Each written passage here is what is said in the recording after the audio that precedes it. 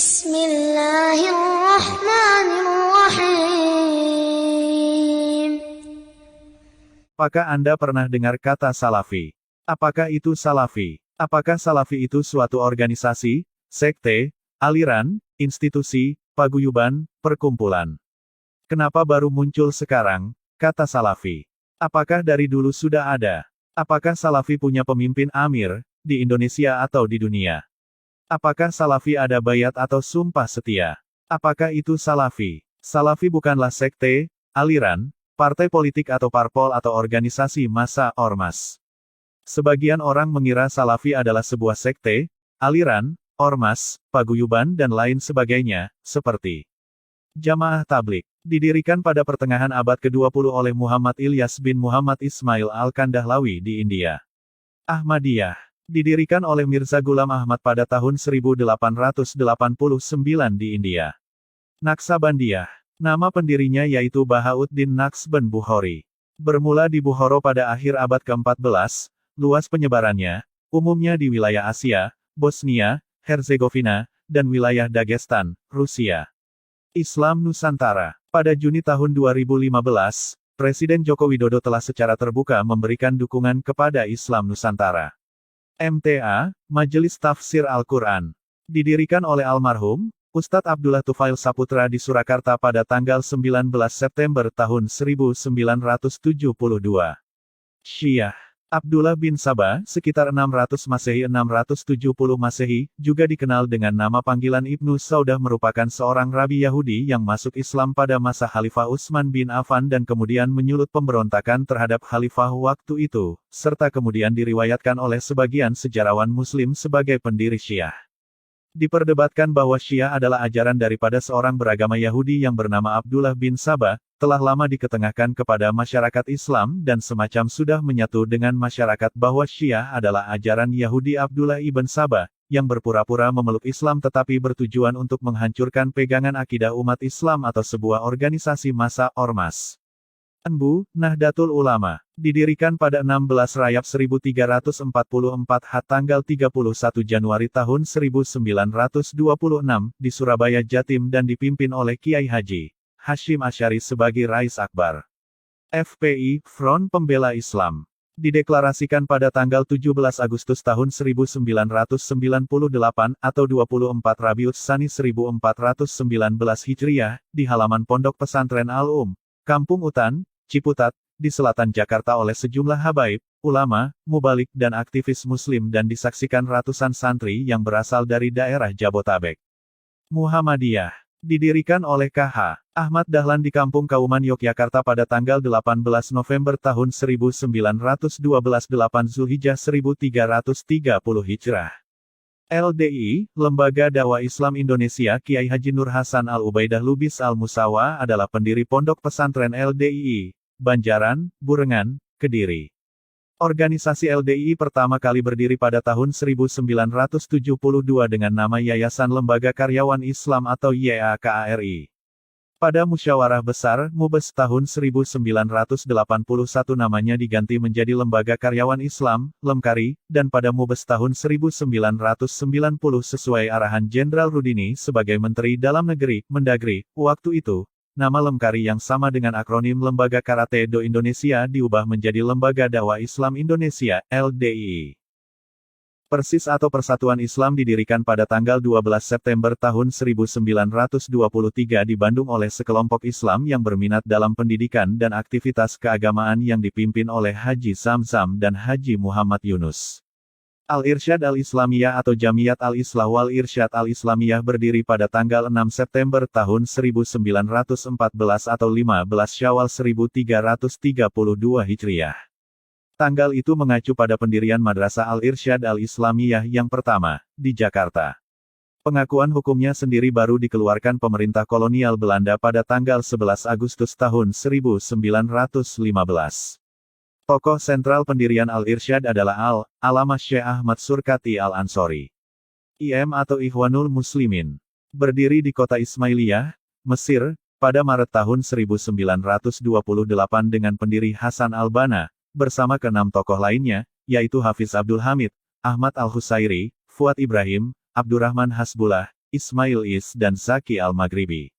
MMI atau Majelis Mujahidin Indonesia dilahirkan melalui Kongres Mujahidin I yang diselenggarakan di Yogyakarta tanggal 5-7 Jumadil Ula 1421 Hijriah, bertepatan dengan tanggal 5-7 Agustus tahun 2000. Kongres tersebut bertemakan penegakan syariat Islam, dihadiri oleh lebih dari 1.800 peserta dari 24 provinsi di Indonesia, dan beberapa utusan luar negeri. JAT atau Jamaah Ansharut Tauhid merupakan pecahan dari MMI dibentuk tanggal 27 Juli tahun 2008. Kantor Pusat Jalan Semen Romo nomor 15, BRT 0221, Sukoharjo. Jumlah anggota 300, perkiraan. Amir, Ustadz Soleh Ibrahim. Organisasi ini didirikan oleh Abu Bakar Ba'asyir pada tanggal 27 Juli tahun 2008 di Solo dan memiliki banyak cabang di Indonesia termasuk di Aceh dan Sulawesi Tengah.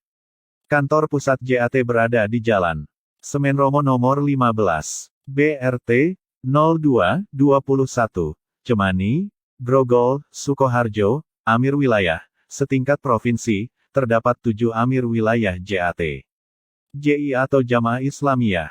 Sekitar tahun 1969, dua orang, Abu Bakar Bashir, dan Abdullah Sungkar, dianggap melakukan operasi untuk mengembangkan Darul Islam, sebuah kelompok konservatif Islam. Abdullah Sungkar sudah meninggal, sedangkan Abu Bakar Bashir sendiri membantah keterlibatannya dengan JI. WI atau Wahda Islamiyah.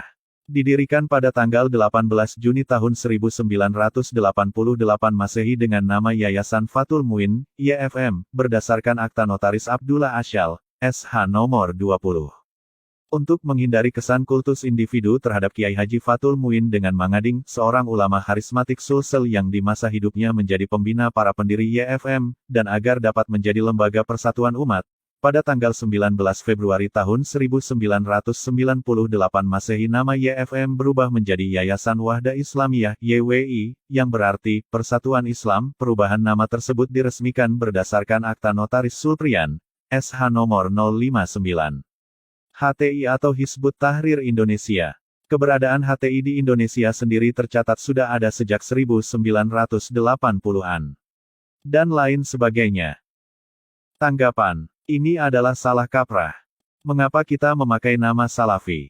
Asis Syaikh Abu Abdirrahman Muhammad Nashiruddin Al-Albani. Bila kita mengatakan, saya seorang Muslim yang mengikuti Al-Quran dan As-Sunnah. Ucapan ini masih belum cukup karena kelompok-kelompok sesat seperti Asariyah, Matuduriyah, dan kaum Hizbiyah, mereka juga mengaku mengikuti Al-Quran dan As-Sunnah. Sehingga tidak diragukan lagi bahwa penamaan yang jelas dan gemblang serta dapat membedakan antara golongan yang selamat dengan golongan yang sesat ialah dengan mengatakan, saya seorang Muslim yang mengikuti Al-Quran dan As-Sunnah sesuai dengan manhaj Salafus Sholih, atau lebih singkatnya, saya Salafi. Edisi Perdana Salafi, Syaban 1416/1995, Rubrik Mabats, halaman 8-10.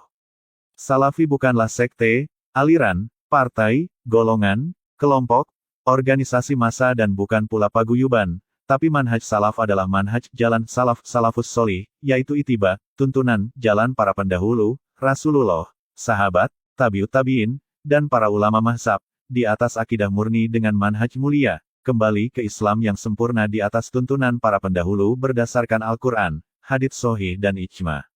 Salafi berusaha mengikuti orang-orang terdahulu dalam cara beragama mereka yaitu Rasulullah, para sahabat, tabi'in, tabi'ut tabi'in dan seterusnya dari para ulama yang telah mengikuti mereka dengan baik.